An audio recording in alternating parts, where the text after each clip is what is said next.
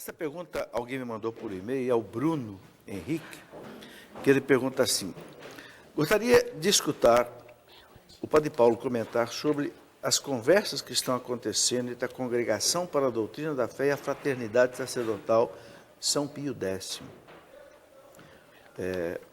Já dá para entender, né? Sim. Então, tá, mas continua explanando também a questão dos documentos. Então, veja, como eu dizia, e eu acho que dá para encaixar a pergunta naquilo que eu estava dizendo sobre os documentos, o concílio, não é? Ele tem uma parte dogmática onde ele pretende continuar ensinando o que a igreja sempre ensinou, de formas diferentes, no sentido de que é uma obra mais explicativa, catequética, pastoral. Né? Mas tem outros documentos, principalmente os decretos, não é? Que tratam de coisas práticas. Não é? Então, por exemplo, o documento, sei lá, pegar Optatam Totius, é sobre os seminários. Não é? São coisas práticas. Não é uma realidade dogmática. Ah, mas a igreja não pode fazer uma declaração infalível sobre os seminários? Resposta: não. O próprio assunto não comporta isso, entende? Não é ensinamento de fé e de moral. É uma realidade prática, como é que devem ser os seminários, etc. Então, isso daqui é uma coisa, são decisões importantes, porém que não são dogmáticas. No meio dessa história aqui, existem alguns textos do Vaticano II que pareceram destoar com a tradição da Igreja. Então, por exemplo, alguns temas candentes, assim, polêmicos. Quando a Lumen Gentium fala da colegialidade episcopal. Algumas pessoas começaram a perguntar, mas escuta, mas e a declaração de que o Papa é infalível? Como é que tem colegialidade? Está colocando os bispos no mesmo nível do Papa? Como é que é isso? Assim, dúvidas teológicas, sadias, porém dúvidas. Outro documento, por exemplo, que criou dificuldades, a Dignitatis Humanae, que é sobre a liberdade religiosa. Nós temos várias encíclicas de papas e decretos de papas, condenando essa ideia de liberdade religiosa. E agora o concílio vai e fala de liberdade religiosa. Como é que nós vamos coadunar as duas coisas? Não é? A Unitatis Redintegratio, que é sobre o ecumenismo. Papas acharam que o ecumenismo era um despropósito, agora de repente o ecumenismo pode. Como é que é isso?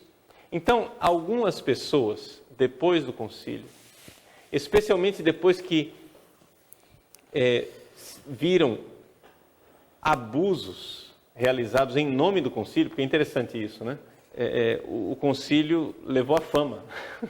Né? O concílio não fez certos abusos, mas levou à fama. Então, algumas pessoas, quando viram certos abusos e voltaram aqui para o texto, dizem, esses abusos aí devem vir desse texto aqui. Então, começaram a colocar um ponto de interrogação em cima do concílio.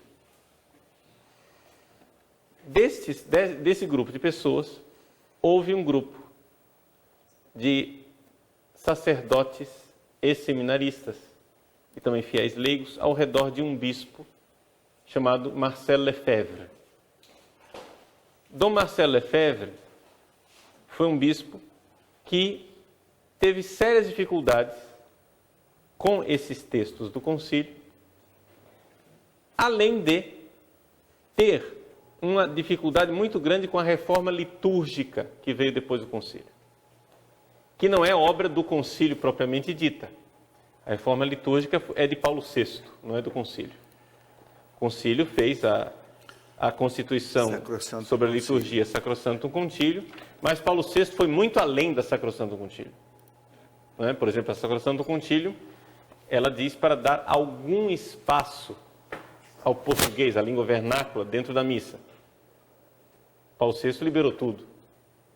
Paulo VI foi além daquilo que o concílio tinha colocado. Então, Monsenhor Lefebvre teve essa série de dificuldades. É difícil aqui a gente colocar em poucas palavras um assunto que já dura muitos anos, não é? São 40 anos de história.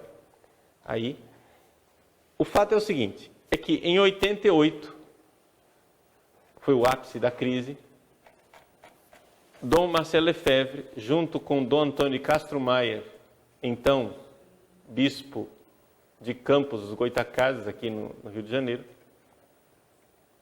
os dois decidiram fazer a ordenação de bispos, não é? Sem mandato pontifício, sem autorização do Papa. Por causa da crise, eles viam que aquilo era um momento de urgência da Igreja e que não era possível ir para frente sem transmitir o episcopado, porque se Lefebvre morresse ou Castro Maia morresse, ficariam sem bispo e o movimento perderia força.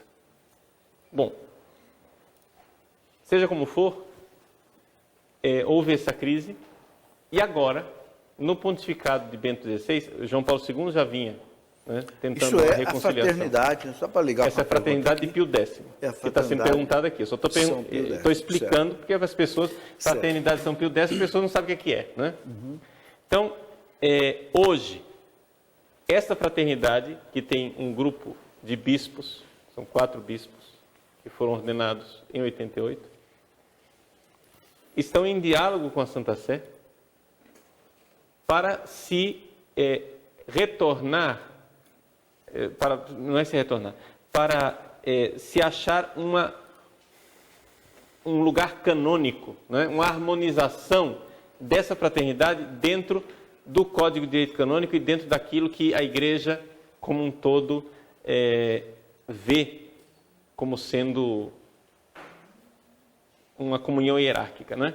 Por quê? Porque eles são padres e bispos da Igreja Católica, mas que não têm uso de ordem canônico regular, ou seja, eles não têm autorização para celebrar os sacramentos, não têm autorização para fazer as coisas, entendeu? Eles estão fora do direito canônico. Estão numa situação canônica irregular. Então estão nesses diálogos.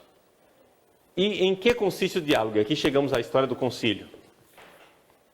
Eles têm uma série de questionamentos a respeito do ensinamento do concílio. Então, a grande dificuldade é a seguinte: o Papa irá ou não irá aceitar que haja dentro da Igreja um grupo de sacerdotes e de bispos que oficialmente, claramente e em público coloca pontos de interrogação sobre alguns ensinamentos conciliares. Pergunto, mas isso é absurdo, como que eles vão contestar um concílio? Não, não é absurdo porque eles não estão contestando um concílio dogmático, não é? Aliás, eu tenho certeza absoluta que se eu fosse ler alguns trechos do concílio para algumas pessoas hoje em dia, tenho certeza absoluta que as pessoas não aceitariam o que está no concílio, não é? Por quê? Porque para algumas pessoas o concílio já ficou ultrapassado, já está démodé, já é coisa do passado. Então, assim, não é que não vai ser uma novidade as pessoas criticarem alguma coisa que está no concílio. Está cheio de gente criticando o concílio dentro da igreja. Mas o problema é que, de uma forma geral, parece que sempre houve um pouco 2 pesos, 2 medidas. Ou seja, se você critica para ser mais avançado, mais progressista, mais na frente, então pode. Mas se você critica para pôr um freio de mão e dizer, pera lá, vocês estão indo longe demais, aí não pode. Então é aí que está um pouco o diálogo, né? Com isso eu estou tentando expor a coisa aqui de forma isenta, no sentido que não estou tomando partido, não estou canonizando a Sociedade de São Pio X, também não estou demonizando, não é? Eu acho que o Papa irá se pronunciar. Acho que vamos esperar. Agora, Padre Paulo, a gente nota o seguinte: o Papa Bento XVI tem feito todo o possível para que eles voltem à comunhão plena com a Igreja. Tanto é que suspendeu a excomunhão, né? Foi muito criticado, inclusive, por isso, pelo lado mais liberal da Igreja, os chamados progressistas, criticaram muito o Papa, né? Por ter levantado a excomunhão daqueles 4 bispos, né? Mas as últimas informações que a gente tem é que está sendo difícil essa conversa, né?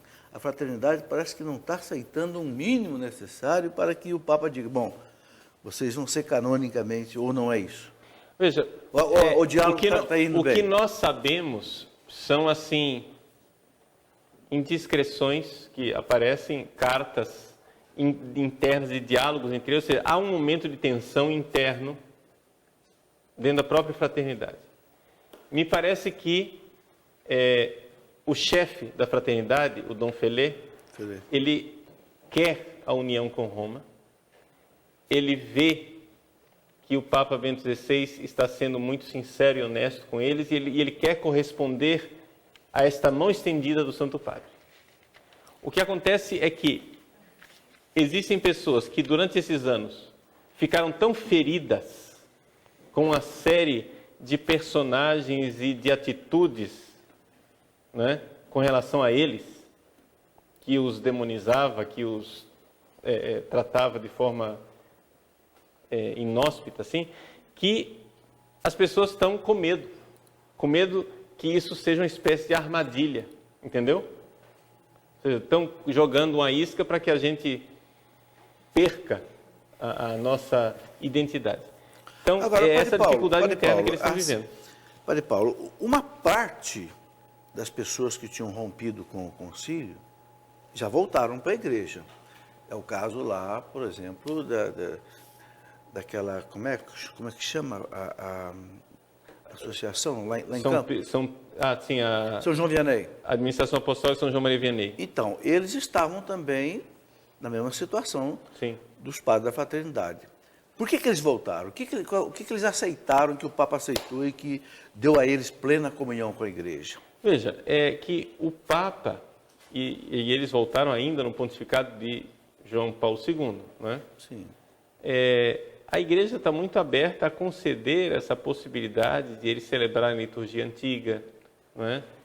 De viver o estilo de vida na sensibilidade que eles mesmos têm. E isso eu acho que faz um bem enorme para a igreja, não tem dificuldade nenhuma. Ou seja, eu não vejo por que é que nós devamos agora tratar como criminosos pessoas que querem simplesmente fazer aquilo que a igreja inteira fazia há 60 anos atrás, 70 anos atrás. Entende? Ou seja, não é sério, não é, digamos, decente, né? É dar um tiro no pé, é cortar o galho no qual nós estamos sentados, nós agora criminalizarmos aquilo que todo mundo fazia há 100 anos atrás.